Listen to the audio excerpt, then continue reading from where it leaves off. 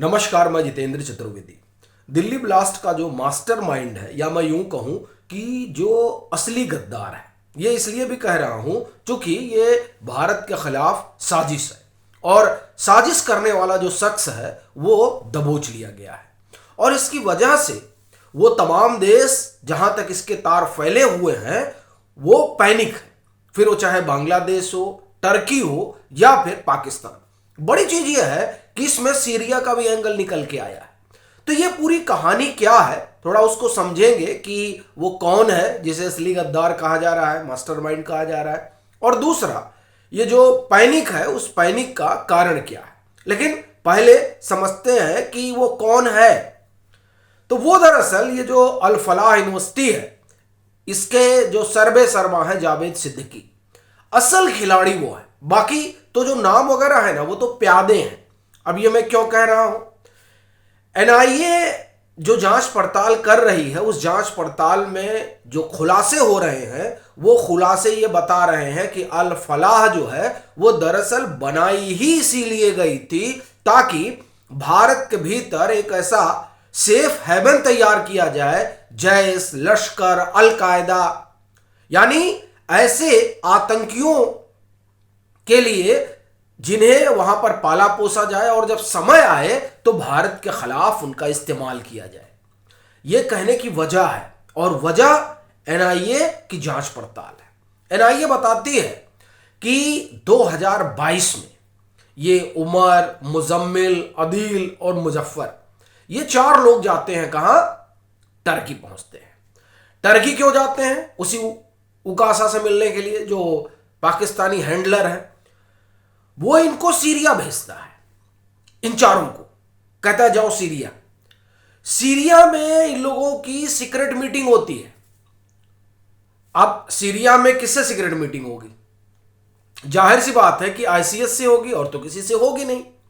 और यह बात अब धीरे धीरे निकल कर सामने आ गई है कि आईएसआई ने जैश और लश्कर को ठेका दे रखा था कि तैयार करो तो, और उसमें आईसीएस को शामिल किया गया। वो इसलिए क्योंकि जब आईसीएस का इन्वॉल्वमेंट रहेगा तो आईसीएस का कोई दफ्तर तो है नहीं, कोई जैश की तरह, लश्कर की तरह हेडक्वार्टर तो है नहीं।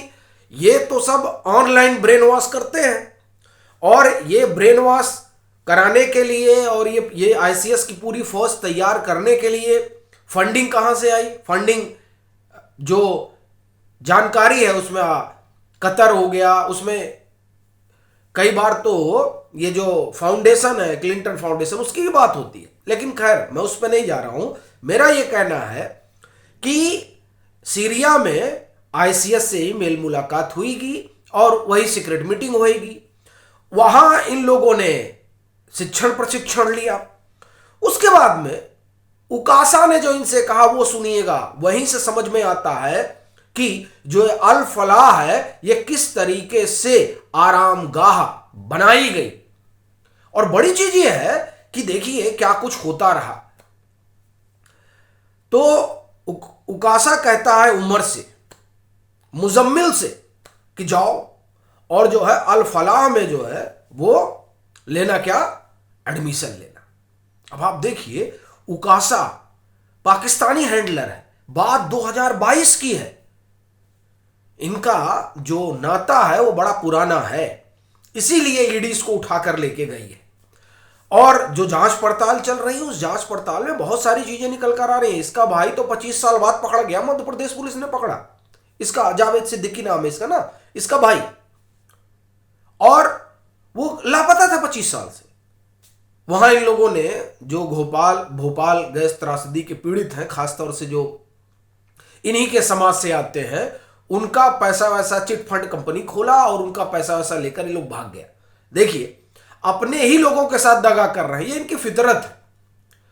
तो पहले अपने लोगों के साथ दगा की, उसके बाद में जिस देश में ये रह रहे हैं उसी के खिलाफ षड्यंत्र रचना शुरू कर दिया, और अपना जो इनका प्रीमाइसिस है उस प्रीमाइसिस को अड्डा बना दिया भारत विरोधी गतिविधियों का। और ये अनायास नहीं कहा जा रहा है।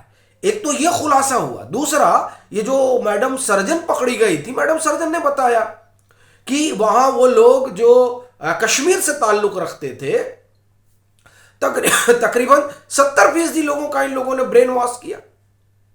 बड़ी चीज ये देखिए कि इन लोगों को बाकायदे ट्रेंड किया गया, और ट्रेनिंग कहां से लेकर आ रहे हैं?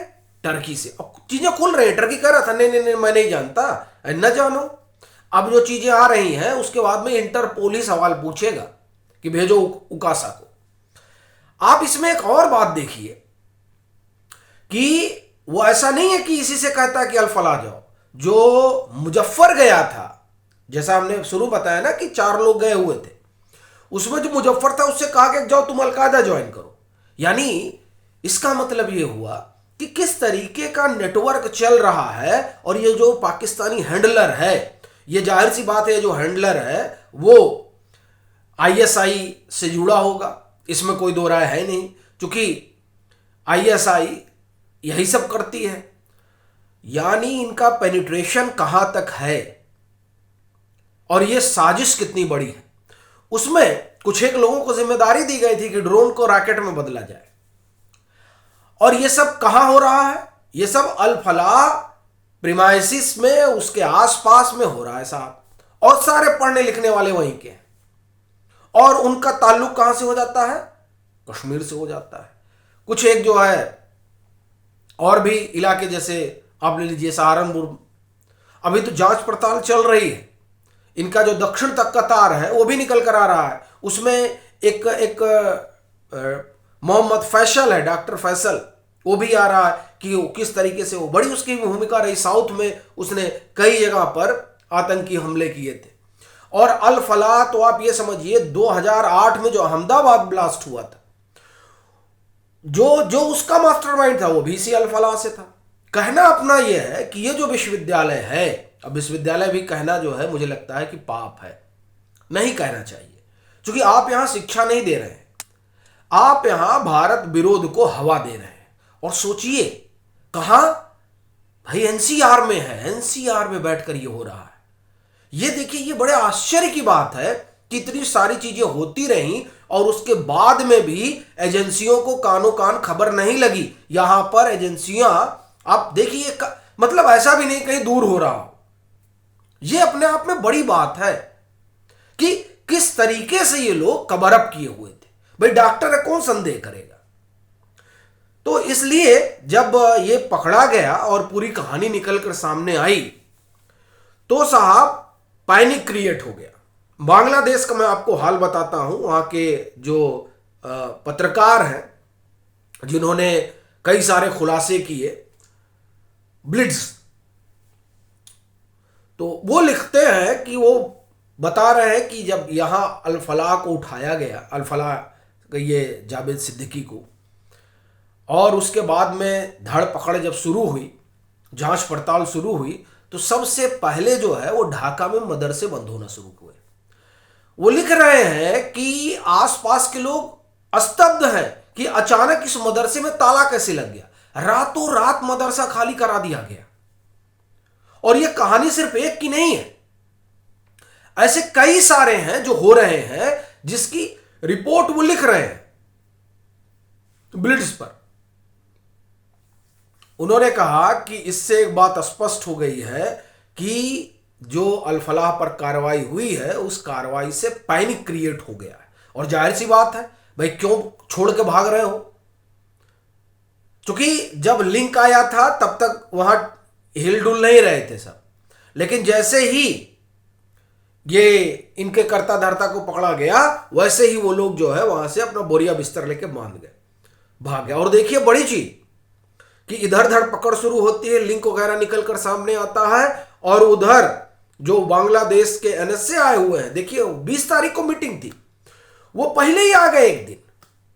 क्यों? क्योंकि वो सारा डेवलपमेंट देख रहे थे और उनको पता था कि मामला जो है गड़बड़ हो जाएगा, क्योंकि भारत के पास दस्तावेज आ गए हैं। और दस्तावेज आने का मतलब भारत के पास ये अधिकार है, भारत ने अधिकार सुरक्षित रखा है अपने पास कि अगर वो कहीं देखता है कि टेरर कैंप है और उस टेरर कैंप की इन्वॉल्वमेंट भारत में हुई घटना से है, तो उस कैंप को तो नष्टो नाबूद किया जाएगा। ये पिछले आप देखिए 3 बार से भारत ने यही किया है।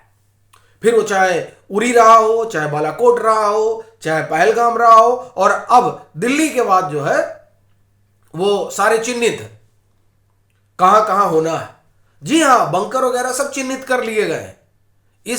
ये आप देखिए कि तैयारी बड़ी जबरदस्त चल रही है, और उसी तैयारी को देखते हुए तमाम सब खाली कराए जा रहे हैं। तो बांग्लादेश में यह स्थिति है कि साहब वो खाली करा रहे हैं। ऐसा नहीं है कि लोग मतलब उधर से पाकिस्तान के लोग आना बंद कर दिए हैं, यहां पर कुछ कुछ करने के लिए आईएसआई की एक्टिविटी कम हो गई है।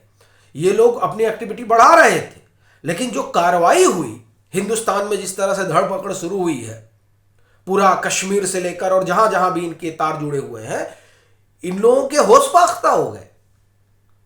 क्योंकि देखिए, ये लोग तो मानकर चल रहे थे कि जब तक ढूंढेंगे पकड़ेंगे देखा जाएगा, लेकिन नहीं, पीएम ने कह रखा है कि जो कोई भी है उसको बख्शा नहीं जाएगा। और ध्यान रखिएगा, हिंदी अंग्रेजी दोनों में पीएम ने बोला है। पहलगाम वाले में भी पीएम ने हिंदी अंग्रेजी दोनों में बोला था। तो इसका मतलब ये हो गया कि वो जो विदेशी ऑडियंस है ना, जिनके आका इन लोग के पीछे खड़े हैं, पीएम ने उनको भी बता दिया है। यानी होगा वैसे ही जो पिछली बार हुआ था, लेकिन इस बार उसका दायरा बढ़ने वाला है।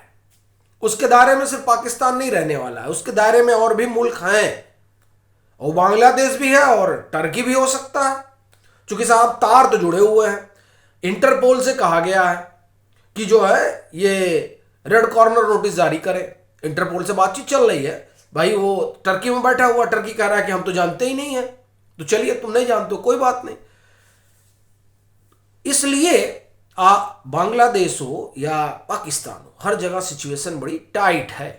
जो सब चीजें निकल कर सामने आ रही हैं उसको देखते हुए। बाकी आपकी क्या राय है, जरूर साझा करिएगा, और मतांतर से नहीं जुड़े हैं तो जरूर जुड़िएगा।